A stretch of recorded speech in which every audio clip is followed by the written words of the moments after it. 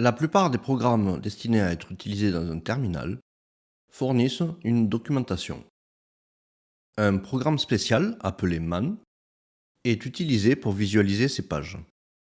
Les pages du manuel comportent généralement un nom, un synopsis, une description de l'objectif de la commande et des options. Examinons la commande MAN à l'aide du manuel. Pour ce faire, je lance ma machine Kali et dans le terminal, je tape la commande man man. Et on peut voir qu'une description de la commande man apparaît. Avec son nom, un synopsis, une description et les options.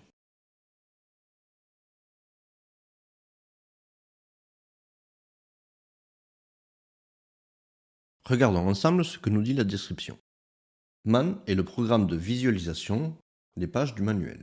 Chacun des arguments indiqués dans la ligne de commande man porte en principe le nom d'un programme, d'un utilitaire ou d'une fonction. La page du manuel correspondant à chaque argument est alors trouvée et affichée. Si une section est précisée, alors man limite la recherche à cette section. Par défaut, il recherche dans toutes les sections disponibles en suivant un ordre prédéfini. Il n'affiche que la première page du manuel trouvée, même si d'autres pages de manuel existent dans d'autres sections. Par exemple, là nous avons l'affichage de la commande man pour la section 1. Vous pouvez voir là-dessous à quoi correspondent chaque section. 1 correspond au programme exécutable.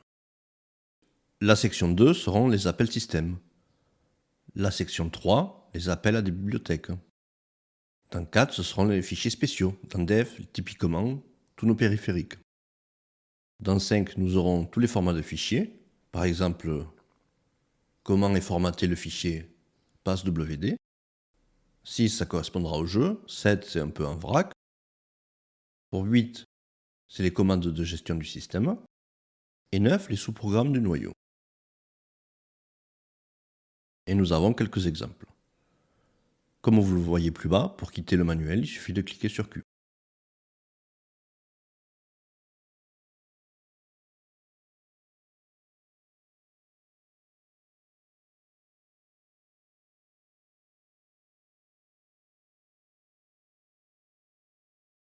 Faisons par exemple une autre recherche. Celle-ci sera sur passwd. Et là, nous voyons que nous tombons sur le manuel de la commande passwd. Celle-ci permet de modifier le mot de passe d'un utilisateur, comme sa description nous le dit. Par contre, si nous voulons voir comment est formaté le fichier passwd, cette fois nous allons taper man-k passwd, et là, cela nous listera toutes les pages de manuel contenant la chaîne de caractères passwd, et avec leur section correspondante entre parenthèses. Et là, nous pouvons voir ce que nous cherchions, c'est passwd, entre parenthèses 5, fichier et mot de passe. Et là, nous pouvons taper man5 passwd. Et du coup, nous voyons qu'il s'affiche la description du fichier passwd. Et là, dans notre cas, c'est pas totalement traduit, mais nous voyons par exemple que le fichier etc passwd contient une ligne pour chaque utilisateur, avec 7 sections, chacune délimitée par 2 points.